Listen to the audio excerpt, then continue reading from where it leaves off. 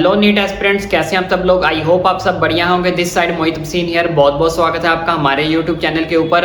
अभी एमसीसी की तरफ से एक नई गाइडलाइंस आई है, एक नया नोटिस आया है। अभी उन्होंने एक नया जो नोटिस है वो अपनी ऑफिशियल वेबसाइट के ऊपर अपलोड किया है। अगर आप देखना चाहो तो वहाँ उनकी ऑफिशियल वेबसाइट पर जाके भी देख सकते हो।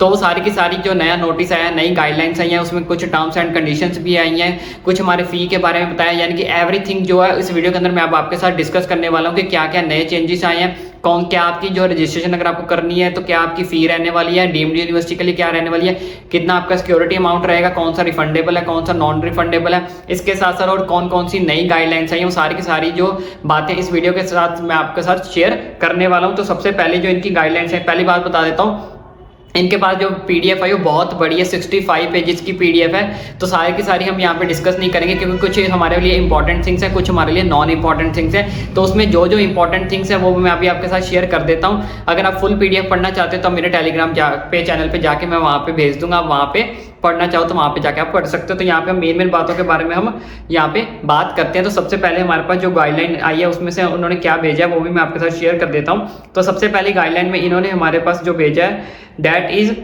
all question in the scheme of counseling are mandatory in nature and optional. Candidates are advised to go through these important questions related to the scheme of counseling before registering of MCC website in order to understand the scheme of counseling.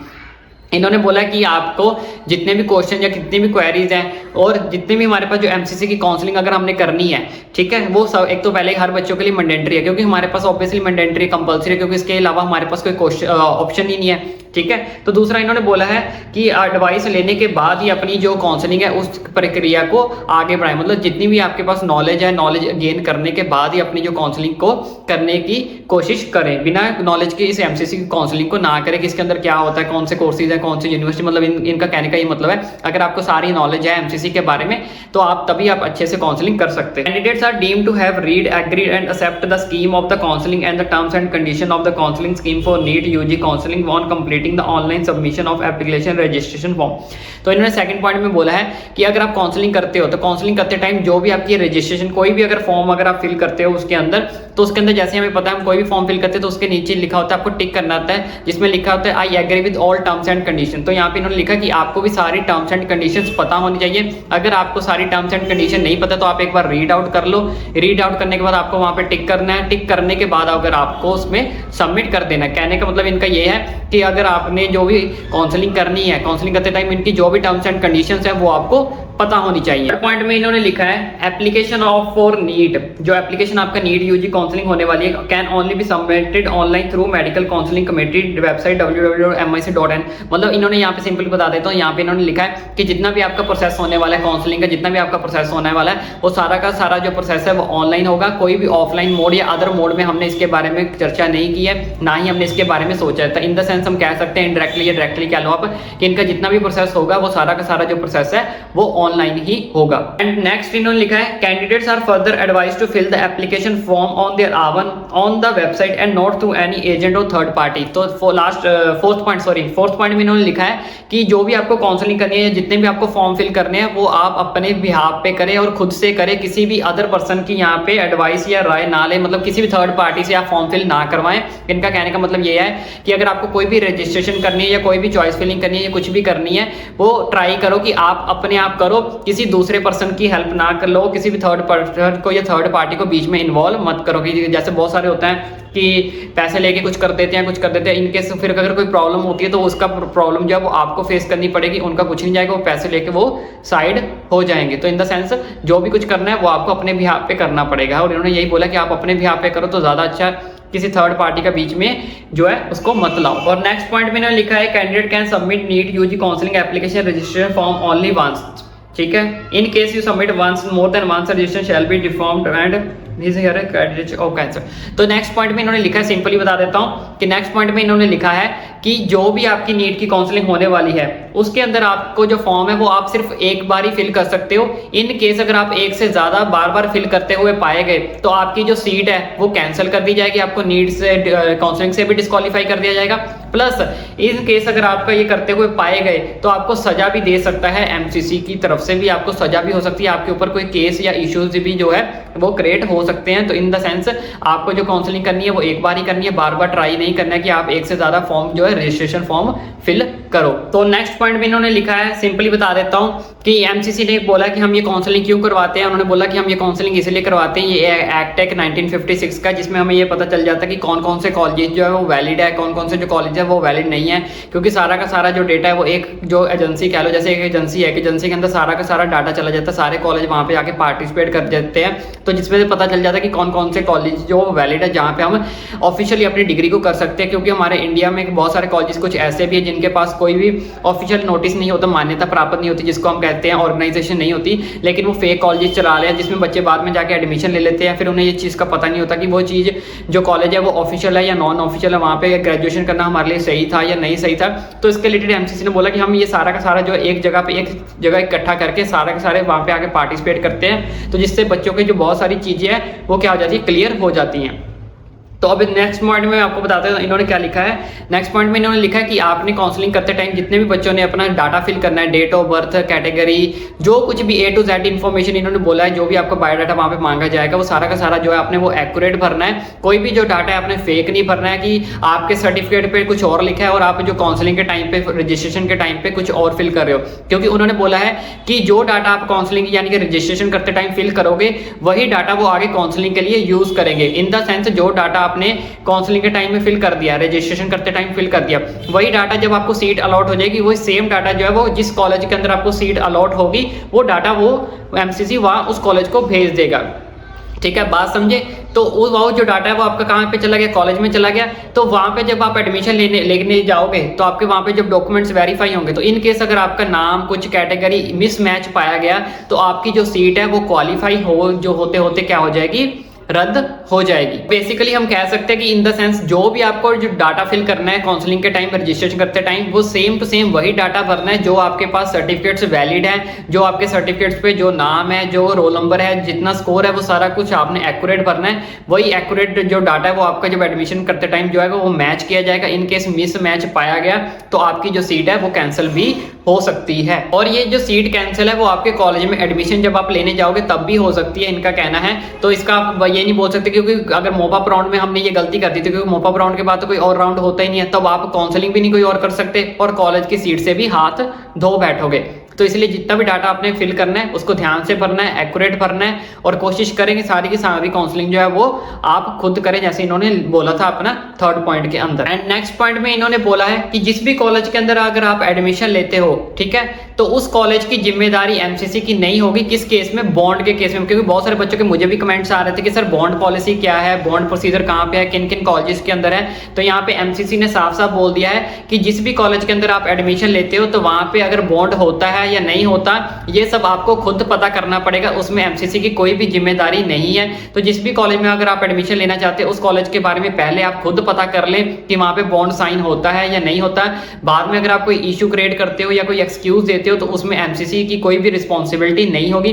तो आपको भी मैं बच्चों, जितने मेरे YouTuber family है, मैं उनको भी ये चीज वार्न करना चाहता हूँ। तो जिस भी कॉलेज के अंदर आप एडमिशन लेना चाहते हैं तो उस चीज कॉलेज को, आपका जो भी कॉलेज है उसके बारे में पता कर ले कि वहां पे बॉन्ड होता है या नहीं होता। अगर होता है तो कितने टाइम का होता है, क्या क्या पेनल्टी लगती है, क्या क्या उनकी गाइडलाइंस है, क्या क्या उनकी कंडीशंस है। तो यहाँ पे एमसीसी की उसके बारे में कोई भी जिम्मेदारी नहीं होगी कि कल को आप एमसीसी को बोलो कि हमें इस चीज का पता नहीं था, आपने हमें बताया नहीं था। तो यहाँ पे इन्होंने कंडीशंस के अंदर साफ साफ बोल दिया है कि अगर कोई कॉलेज बॉन्ड करवाता है तो या करवाए या ना करवाए उसमें हमारी कोई जिम्मेदारी नहीं है। ये सब कुछ जो है जिस बच्चे ने जहाँ पे एडमिशन लेनी है, जिस कॉलेज में एडमिशन लेनी है, उसके बारे में आपको जो है वो खुद पता करना पड़ेगा कि वहाँ पे बॉन्ड सिस्टम है या बॉन्ड सिस्टम नहीं है। एंड द नेक्स्ट गाइडलाइन, इनकी जो नेक्स्ट गाइडलाइन आई है इनमें इन्होंने लिखा है कि अगर आप किसी भी यूनिवर्सिटी के अंदर, जैसे कोई सेंट्रल यूनिवर्सिटी है, कोई डीम्ड यूनिवर्सिटी, अगर आप उसके कोटे का जो लाभ लेना चाहते हैं, अगर आप किसी कोटे का एडवांटेज लेना चाहते हैं तो उसके लिए आपके पास जो है उनका डोमिसाइल होना चाहिए। मान लो जैसे आप एससी कैटेगरी से बिलोंग करते हो तो अगर आपने सेंट्रल यूनिवर्सिटी में, किसी सेंट्रल यूनिवर्सिटी के अंदर एससी कोटे में जाना है तो उसके लिए आपके पास एससी कैटेगरी का डोमिसाइल होना चाहिए। अगर इन केस आपके पास डोमिसाइल नहीं है किसी भी कैटेगरी का, अगर आप कोटा फिर जो आपको नहीं मिलेगा, उस कोटे का अगर आपको लाभ लेना, एडवांटेज चाहिए तो उसके लिए आपको जो अपना डोमिसाइल है वो शो करना पड़ेगा वहां पे। विदाउट डोमिसाइल आप किसी भी कोटे का जो एडवांटेज नहीं ले सकते।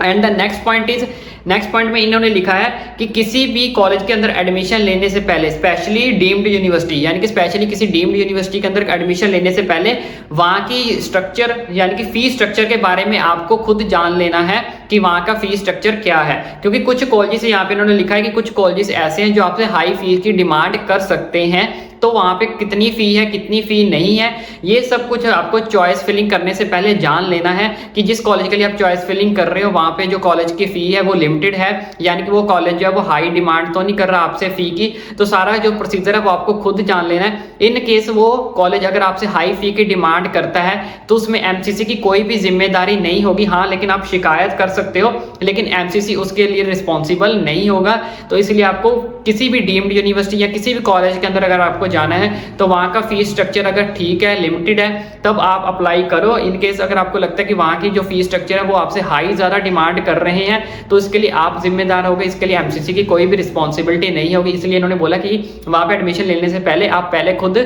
जान लें कि वहाँ का फीस स्ट्रक्चर कितना है और कितना नहीं। इन्होंने नेक्स्ट गाइडलाइन के अंदर लिखा है, वो मैं भी आपको ये चीज़ भी आपको बता देता हूँ। इन्होंने बोला कि सारी की सारी जो इन्फॉर्मेशन है, ठीक है, कोई न्यूज़ है, कोई रिजल्ट है, कोई लेटेस्ट अपडेट है, कोई शेड्यूल है, कोई भी इवेंट है, सारा कुछ इनको आपकी ऑफिशियल वेबसाइट के ऊपर मिल जाएगा। ठीक है, तो आपको यहाँ आता पता भटकने की जरूरत नहीं है, वैसे कोई टेंशन की जरूरत नहीं है। आपका भाई आपको सारी की सारी इन्फॉर्मेशन प्रोवाइड करवा देगा, तो आपको किसी भी तरह की टेंशन लेने की जरूरत नहीं है। ठीक है, no communication will be directly send to the candidate. ठीक है, कोई भी जो चीज है वो डायरेक्टली सेंड नहीं की जाएगी आप बच्चों को। सारी की जो सारी चीज है वो लेटेस्ट जो आपकी एमसीसी की वेबसाइट है, जो वो वहाँ पे लेटेस्ट टू लेटेस्ट जितनी इन्फॉर्मेशन आती जाएगी वो सारी की सारी वो वहाँ पे अपडेट करेंगे। लेकिन इनका कहने का मतलब है कोई भी चीज है वो डायरेक्टली बच्चों को सेंड नहीं की जाएगी, अकेले अकेले बच्चों को सेंड नहीं की जाएगी। सारा का सारा जो भी डाटा आता है, कोई इन्फॉर्मेशन आती है, कुछ भी एनीथिंग आता है, वो सारा का सारा ये अपनी ऑफिशियल वेबसाइट के ऊपर अपलोड कर देंगे। तो जितने भी बच्चे वहाँ पे एमसीसी के रजिस्टर कर रहे हैं, काउंसलिंग करना चाहते हैं, तो सारी अपडेट वहां पे जाके आप देख सकते हो। इसके बाद इन्होंने लिखा है नेक्स्ट पॉइंट हमारे काम का नहीं है कुछ भी। हाँ, इन्होंने एक पॉइंट लिखा है कि candidates are advise to use mobile number and email ID by using during registration और एनटीए वेबसाइट। इन्होंने लिखा है कि आप वही मोबाइल नंबर और वही ईमेल आईडी यूज करें जो आपने नीट के एग्जाम देते टाइम यानी कि एनटीए का फॉर्म फिल करते टाइम दिया था। ठीक है, वही ईमेल आईडी आपने यूज करनी है। तो मैं आपको पहले भी इन्फॉर्मेशन दे चुका हूँ इसके बारे में, जिन्होंने मेरे वीडियोस पुरानी देखी उसमें मैंने बोला भी था कि वो अपना नंबर अगर आपका एक्टिवेट नहीं है उसको एक्टिवेट करवा लो। ईमेल आईडी जिस तरह से मर्जी रीस्टोर करो, यानी कि वो उसका पासवर्ड वगैरह सब कुछ आपके पास होना चाहिए। जो ईमेल आईडी जो फोन नंबर आपने एनटीए के एग्जाम फिल करते टाइम दिया था, यानी कि नीट का एग्जाम करते टाइम जो भी आपने मोबाइल नंबर या ईमेल आईडी भरी थी, वही सेम एग्जैक्ट आपने इस रजिस्ट्रेशन करते time same to same fill करनी है।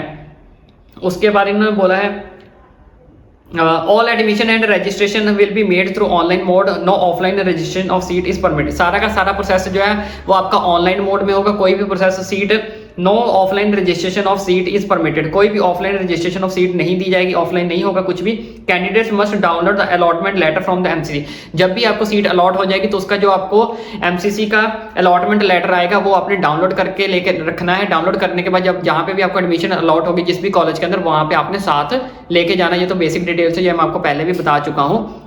इसके बाद और क्या इन्फॉर्मेशन आई है, इसके बाद इन्फॉर्मेशन आई है कुछ यूनिवर्सिटी के कोटे को लेकर और कुछ हमारी फी को लेकर। वो क्या क्या आया है वो भी मैं आपके साथ डिस्कस कर देता हूँ। चलिए अब बात कर लेते हैं इनके फीस स्ट्रक्चर के बारे में, और यहाँ पे कितना कितना जो कोटा है वो रिजर्व भी है, वो उसका डाटा भी हमारे पास आया है, वो भी मैं आपके साथ शेयर कर देता हूँ। तो सबसे पहले हम बात कर लेते हैं यहाँ पे। देखिए एससी अगर जैसे आपको पता होगा जो एमसीसी की काउंसलिंग है उसके लिए हमारे पास कितना कोटा होता है, 15% होता है ऑल इंडिया का, यानी कि 15% सीट्स के लिए हमारी जो काउंसलिंग है वो होती है। एमबीबीएस के लिए होती है, बीडीएस के लिए होती है, बीएससी नर्सिंग के लिए होती है। तो यहाँ पे हम बात कर लेते हैं। तो यहाँ पे 15% कोटा जो है वो एससी कैटेगरी के लिए रिजर्व रहेगा, एसटी के लिए 7.5 कोटा उसमें रिजर्व रहेगा, ओबीसी के लिए सबसे ज्यादा रिजर्व रहता है कितना 27%। तो ईडब्ल्यूएस के लिए 10% रिजर्व रहता है, पीडब्ल्यूडी से तो आपका 5% जो कोटा है वो रिजर्व रहेगा। पूरे ऑल इंडिया के अंदर 15% जो हमारे पास सीट्स होती हैं उसके लिए जो डाटा है वो अभी मैंने आपके साथ शेयर कर दिया है। इसके साथ साथ जो जिपमर है हमारे पास, जिपमर इस्लामिया जो है वहाँ पे जो डाटा वो अलग टाइप का चलता है। वहाँ पे उन्होंने जो सीट मैट्रिक्स है वो अलग टाइप से की है, उसका जो डाटा मैं स्क्रीनशॉट आप देख सकते हो, मैं आपको शेयर कर देता हूँ। तो यहाँ पे देखो जनरल कैटेगरी की 20 सीट्स है, और अगर आप पीडब्ल्यूडी से तो 3 सीट्स है, मुस्लिम से हो तो 15 सीट्स है, मुस्लिम वुमेन हो तो 5 सीट्स है, और मुस्लिम ओबीसी हो तो 4 सीट्स है, मुस्लिम एसटी हो तो 1 सीट है, जामिया इंटरनल 2 सीट्स है। जामिया इंटरनल क्या होता है, जो जामिया कॉलेज स्कूल्स वगैरह से पढ़े होते हैं उनका कोटा होता है, 2 सीट्स वहाँ पे, यानी कि टोटल सीट्स वहाँ पे कितनी है 50 है। ठीक है, बाकी आप स्क्रीनशॉट में देख सकते हो। तो चलिए अब बात कर लेते हैं इनके फी स्ट्रक्चर के बारे में कि यहाँ की फी कितने रहने वाली है। तो सबसे पहले हम बात कर लेते हैं फी ऑल इंडिया के बारे में। ऑल इंडिया 15% कोटे के बारे में हम बात कर लेते हैं। तो यहाँ की जो रजिस्ट्रेशन, अगर आप यूआर या ईडब्ल्यूएस या यूआर हो, अनरिजर्व्ड कैटेगरी से या ईडब्ल्यूएस से, उनके लिए है रजिस्ट्रेशन आपको 1000 रुपीज की आपकी रजिस्ट्रेशन होगी, ठीक है, जो आपकी नॉन रिफंडेबल है। उसके बाद आपकी आ जाएगी सिक्योरिटी अमाउंट। सिक्योरिटी अमाउंट आपको कितनी डिपॉजिट करवानी है, 10,000, जो कि आपकी रिफंडेबल है। ये रिफंड अगर आपको तब होगी अगर आपको किसी भी कॉलेज के अंदर सीट अलॉट नहीं होती है। इन केस अगर आपको सीट अलॉट हो जाती है, ठीक है, तो आपकी ये सिक्योरिटी फी अमाउंट डिपॉजिट नहीं होगी। ये पॉइंट बीच में भी दिया था, मैं सॉरी बताना भूल गया इनमें। तो उन्होंने ये चीज भी लिखा था कि इन केस अगर वहां पे आपके डॉक्यूमेंट, जैसे मैंने आपको बताया था कि वहां पे गलत पाए गए या फिर आपका फर्जी कुछ भी पाया गया है, तो वहां पे जो आपकी सिक्योरिटी फी है वो वापस नहीं की जाएगी। सिक्योरिटी जो फी है वो कॉलेज जो है वो रख लेगा, तो आपको किसी भी तरह का अमाउंट जो है वो वापस नहीं किया जाएगा। तो यहाँ पे भी वही एक कंडीशन और भी है कि इन केस अगर आप एडमिशन नहीं लेते हो या फिर आपको एडमिशन अलॉट नहीं होती है, ठीक है, अगर आपको एडमिशन अलॉट नहीं होती, यानी फर्स्ट राउंड में भी आपको सीट नहीं मिली, सेकंड में भी नहीं मिली, थर्ड में भी नहीं मिली, तो आपकी सिक्योरिटी अमाउंट आपको वापस कर दी जाएगी। लेकिन इन केस अगर आपको सीट अलॉट हो जाती है तब आपको जो है सीट जो सिक्योरिटी अमाउंट है वो रिफंडेबल नहीं होगी। अब नेक्स्ट बात कर लेते हैं टोटल अमाउंट आपको कितना पे करना है, दैट इज 11,000 रुपीज जो आपको वो पे करना है। कोई आपका डाउट, कोई क्वेरी रहेगा तो मुझे नीचे कमेंट करके पूछ लेना, मैं पूरी ट्राई करता हूँ कि जिन बच्चों को जिन कमेंट्स आ रहे हैं उनको रिप्लाई दे पाऊँ, ठीक है, वरना इंस्टाग्राम पे मुझे मैसेज कर लेना। तो अब बात कर लेते हैं जो बच्चे SC, ST, OBC या PWD से हैं उनकी रजिस्ट्रेशन कितनी है, उनको 500 उनकी रजिस्ट्रेशन है जो नॉन रिफंडेबल है, ठीक है। उनको सिक्योरिटी अमाउंट कितनी देनी है, दैट इज 5,000, यानी कि टोटल आपको कितना देना है, 5500 रुपीज जो है वो आपको डिपॉजिट करवाने हैं, ठीक है। ये भी आपका रिफंडेबल है, ऊपर वाला आपका जो है वो नॉन रिफंडेबल है। और अब बात कर लेते हैं डीम्ड फीस की, कि अगर बच्चों को जिन्होंने डीम्ड यूनिवर्सिटी के अंदर एडमिशन लेनी है तो डीम्ड के लिए क्या है, तो डीम्ड के लिए आपकी जो रजिस्ट्रेशन होगी दैट इज 5,000 रुपीज की आपकी रजिस्ट्रेशन होगी। अगेन ये जो आपकी है नॉन रिफंडेबल है, ठीक है, और ये आपकी रिफंडेबल है।